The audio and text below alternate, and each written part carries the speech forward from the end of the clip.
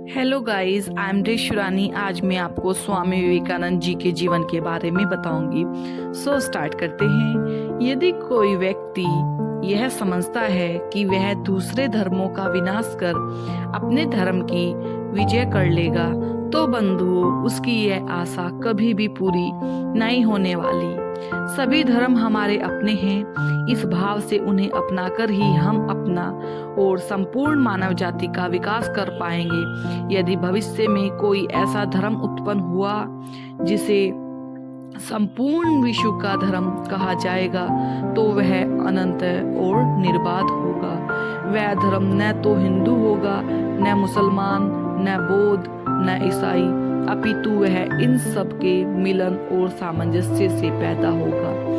ये ही वो शब्द हैं जिन्होंने विश्व मंच पर भारत की सिरमौर छवि को प्रस्तुत किया और संसार को यह मानने को विवश कर दिया कि भारत वास्तव में विश्व गुरु है। क्या आप जानते हैं ये शब्द किसने कहे थे? ये शब्द 11 सितंबर सन 1893 को शिकागो, अमेरिका में आयोजित विश्व धर्म सभा के मंच पर स्वामी विवेकानंद जी ने कहे थे। स्वामी विवेकानंद का जन्म 12 जनवरी 1863 को कोलकाता में हुआ था। इनके पिता का नाम विश्वनाथ दत्त तथा माता का नाम भुवनेश्वरी देवी था। इनके बचपन का नाम नरेंद्र था। घर का वातावरण अत्यंत धार्मिक था। दोपहर में सारे परिवार की स्त्रियां इकट्ठा होती और कथा वार्ता कहती। नरेंद्र शांत होकर बड़े चाव से इन कथाओं को सुनते। बचपन में ही नरेंद्र ने रामायण तथा महाभारत के अनेक प्रसंग तथा भजन कीर्तन कंठस्थ कर लिए थे। नरेंद्र की प्राथमिक शिक्षा घर पर ही हुई। उसके उपरांत वे विभिन्न स्थानों पर शिक्षा प्राप्त करने गए। कुश्ती, बॉक्सिंग, दौड़, घुड़दौड़, तैराकी, व्यायाम उनके शौक थे। उनका स्वास्थ्य बहुत अच्छा था। सुंदर व आकर्षक व्यक्ति के कारण लोग उन्हें मंत्रमुग्ध होकर देखते रह जाते। घर पर पिता की विचारशील पुरुषों से होती नरेंद्र उस चर्चा में भाग लेते और अपने विचारों से विद्वमंडली को आश्चर्यचकित कर देते। उन्होंने बीए तक शिक्षा प्राप्त की। इस समय तक उन्होंने पाश्चात्य और भारतीय संस्कृति का विस्तृत अध्ययन कर लिया था।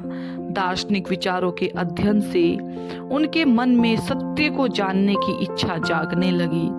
कुछ समय पश्चात नरेंद्र ने अनुभव किया कि उन्हें बिना योग्य गुरु के सही मार्गदर्शन नहीं मिल सकता है, क्योंकि जहां एक और उनमें आध्यात्मिकता के प्रति जन्मजात रुझान था, वहीं उतना ही प्रखर बुद्धि युक्त तार्किक स्वभाव था।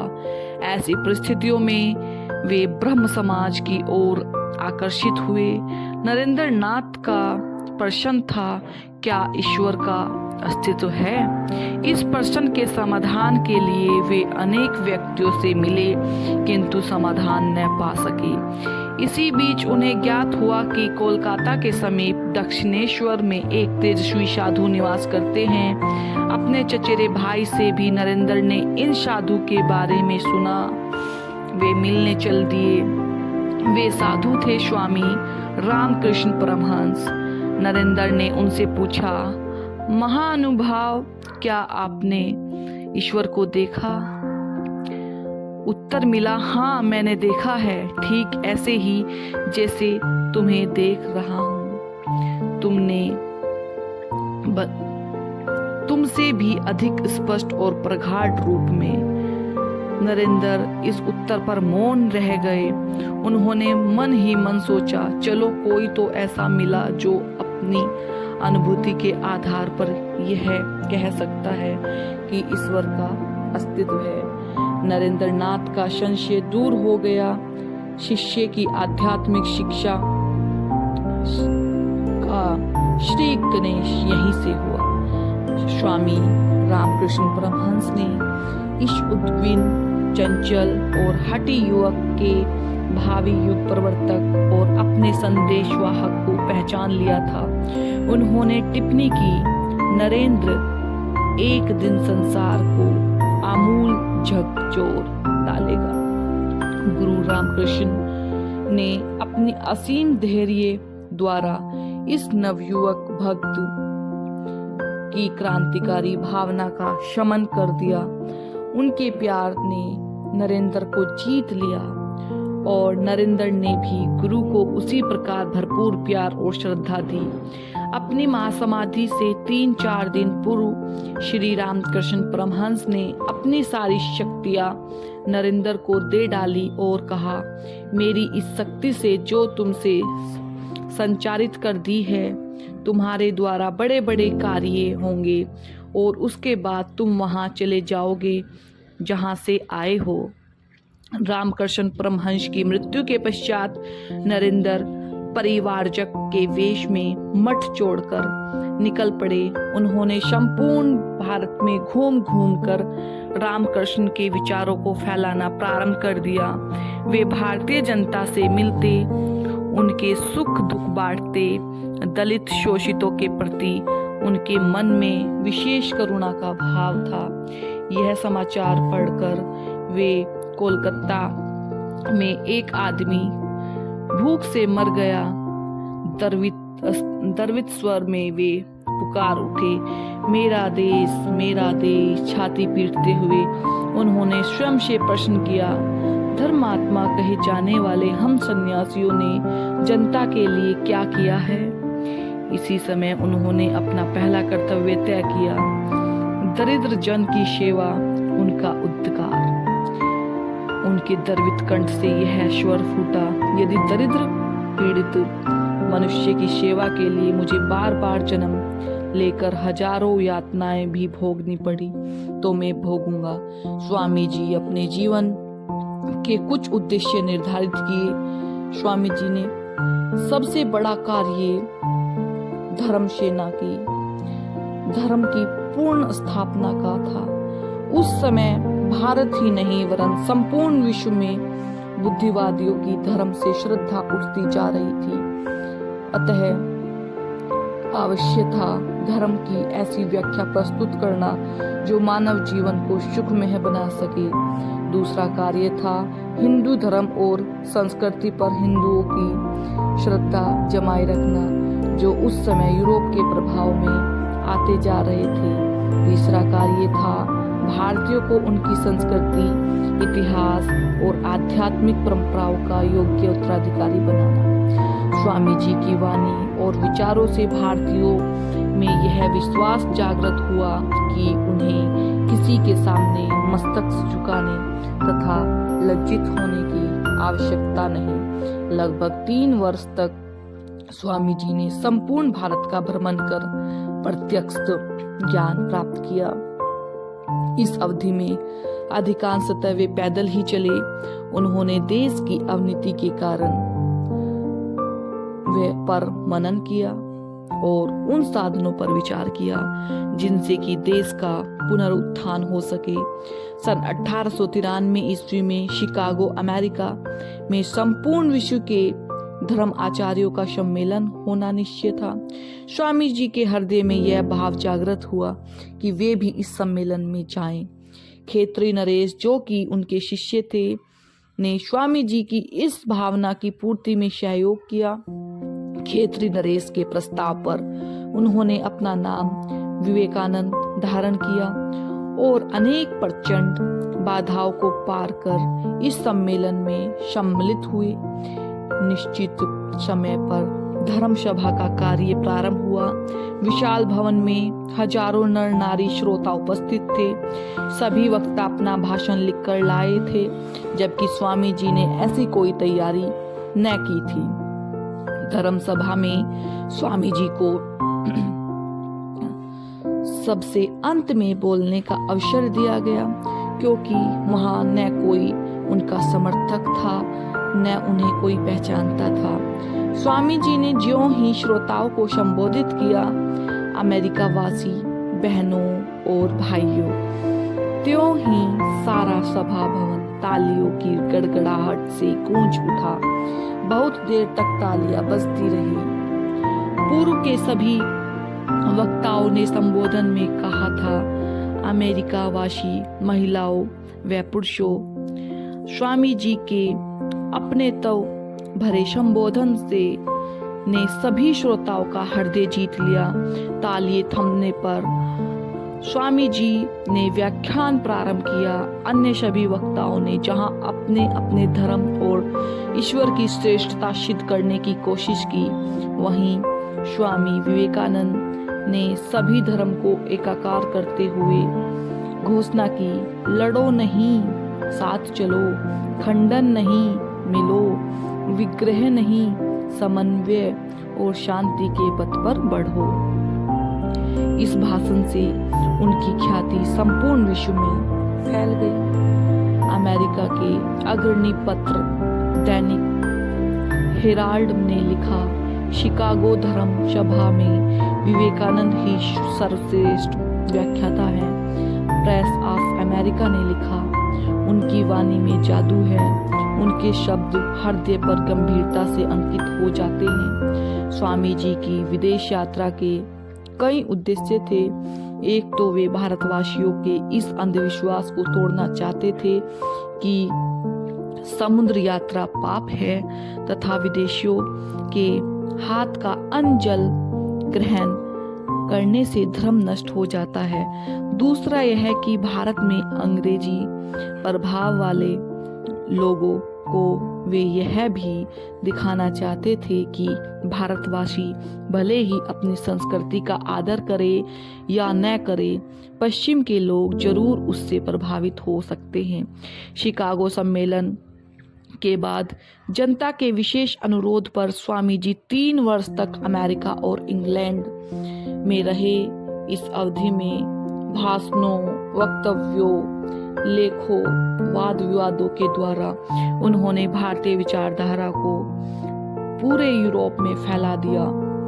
विदेश यात्रा में उन्हें सबसे मधुर मित्र के रूप में जे गुडविन, शेवियर दंपति और मार्गरेट नोबल मिले, जिन्होंने उनके कार्य एवं विचारों को सर्वत्र फैलाया। मार्गरेट नोबल की ही भगिनी निवेदिता कहलाई।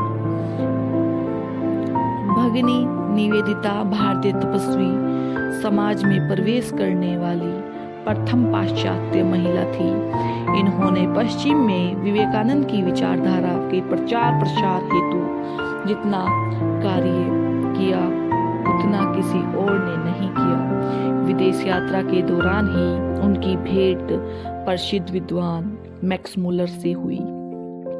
विवेकानंद ने उन्हें भारत आने का निमंत्रण दिया। मैक्स मुलर स्वामी जी के ज्ञान एवं व्यवहार से अभिभूत हो गए। स्वामी जी ने यूरोप और अमेरिका वासियों को भोग के स्थान पर संयम और त्याग का महत्व समझाया, जबकि भारतीयों का ध्यान समाज की आर्थिक दुर्व्यवस्थाओं की ओर आकृष्ट हुआ। उन्होंने कहा, जो भूख से तड़प रहा हो उसके आगे दर्शन और धर्म ग्रंथ परोसना उसका मजाक उड़ाना है। उन्होंने कहा, भारत का कल्याण शक्ति साधना में है। यहाँ के जन जन में जो साहस और विवेक छुपा है उसे बाहर लाना है। मैं भारत में लोहे की मांसपेशियां और फौलाद की नाड़ियां देखना चाहता हूँ। मानव मात्र के प्रति प्रेम और सहानुभूति उनका स्वभाव था। वे कहा करते थे, जब पड़ोसी भूखा मरता हो तब मंदिर में भोग लगाना पुण्य नहीं पाप है। वास्तविक पूजा निर्धन और दरिद्र की पूजा है, रोगी और कमजोर की पूजा है। इंग्लैंड और अमेरिका में पर्याप्त प्रचार कार्य की व्यवस्था पर स्वामी जी भारत आए। यहाँ पहुंचकर अपने कार्य को दृढ़ आधार देने तथा मानव मात्र की सेवा के उद्देश्य से 1897 ईस्वी में रामकृष्ण मिशन की स्थापना की। मिशन का लक्ष्य सर्वधर्म संभाव था। नए मठ का निर्माण, देश विदेश में प्रचार कार्य की व्यवस्था। इस सब के कारण स्वामी जी की को विश्राम नहीं मिल पाता था। इसका प्रभाव स्वास्थ्य पर पड़ने लगा। चिकित्सकों के सुझाव पर वे स्थान परिवर्तन कर दार्जिलिंग चले गए, पर तभी कोलकाता में प्लेग फैल गया। उन्हें यह समाचार मिला तो वे महामारी से ग्रस्त लोगों की सेवा के लिए विकल हो उठे।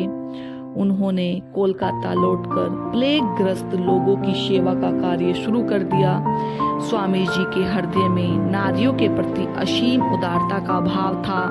वे कहते थे, जो जाति नारी का सम्मान करना नहीं जानती, वह न तो अतीत में उन्नति कर सकी न आगे कर सकेगी। 4 जुलाई सन 1902 को वे प्रातः से ही अत्यंत प्रफुल्ल दिख रहे थे। ब्रह्म मुहूर्त में उठे, पूजा की, शिष्यों के बीच बैठकर रुचि पूर्वक भोजन किया, छात्रों को संस्कृत पढ़ाई। फिर एक शिष्य के साथ बेलूर मार्ग पर लगभग 2 मील चले गए और भविष्य की योजना समझाई। शाम हुई, सन्यासी बंधुओं से स्नेह में वार्तालाप किया, राष्ट्रों के अभ्युदय और पतन का प्रसंग उठाते हुए कहा, यदि भारत समाज संघर्ष में पड़ा तो नष्ट हो जाएगा। 7 बजे मठ में आरती के लिए घंटी बजी। वे अपने कमरे में चले और गंगा की ओर देखने लगे। जो शिष्य था उसे बाहर भेजते हुए कहा, मेरे ध्यान में विघ्न नहीं होना चाहिए। 45 मिनट बाद शिष्य को बुलाया, सब खिड़कियां खुलवा दी। भूमि पर बाईं करवट चुपचाप लेटे रहे, ध्यान मगन प्रतीत होते थे। घंटे पहर बाद एक गहरा निश्वास छोड़ा और फिर चीर मौन छा गया। एक गुरु भाई ने कहा, उनके नथुनों, मुंह और आंखों में थोड़ा रक्त आ गया। दिखता था कि वे समाधि में थे। इस समय उनकी अवस्था 39 वर्ष की थी। अगले दिन संघर्ष, त्याग और तपस्या का प्रतीक वह महापुरुष सन्यासी गुरु भाई और शिष्यों के कंधों पर जय जयकार की ध्वनि के साथ चिता की ओर जा रहा था। वातावरण में जैसे ये शब्द अब भी गूंज रहे थे, शरीर तो एक दिन जाना ही है, फिर आलसियों की भांति क्यों जिया जाए। जंग लगकर मरने की अपेक्षा कुछ करके मरना अच्छा है। उठो, जागो और अपने अंतिम लक्ष्य की पूर्ति हेतु कर्म में लग जाओ। Thank you guys for watching my video. Please like, share, comment and subscribe my channel.